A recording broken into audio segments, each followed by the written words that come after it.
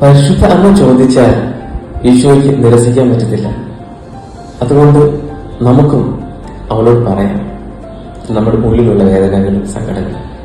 ഉറപ്പാ അവൾ ഈശോയുടെ മുന്നിൽ ചെന്ന് പറയും, പ്ലീസ് ചെയ്തു കൊടുക്കും. ഈശോ ഉറപ്പായിട്ടും ഇടപെടും. കാരണം നമ്മുടെ ജീവിതങ്ങളിലുണ്ട് വറ്റിപ്പോയ അനുഭവങ്ങൾ. ആ വറ്റിപ്പോയ അനുഭവങ്ങളിൽ കർത്താവ് വീഞ്ഞിന്റെ സമൃദ്ധി ഉറപ്പായിട്ടും തരും. ഈ 15 നോമ്പിൽ നമുക്ക് പരിശുദ്ധ അമ്മയോടും നമ്മുടെ സങ്കടങ്ങൾ, വേദനകൾ ഏറ്റ് പറയാം. അവൾ ഈശ്വരടുത്ത് പറയും, പ്ലീസ് ഒന്ന് ചെയ്തു കൊടുക്കുക. അവൻ ഉറപ്പായിട്ടും നമ്മൾ ചെയ്തു തരും. ആമേൻ.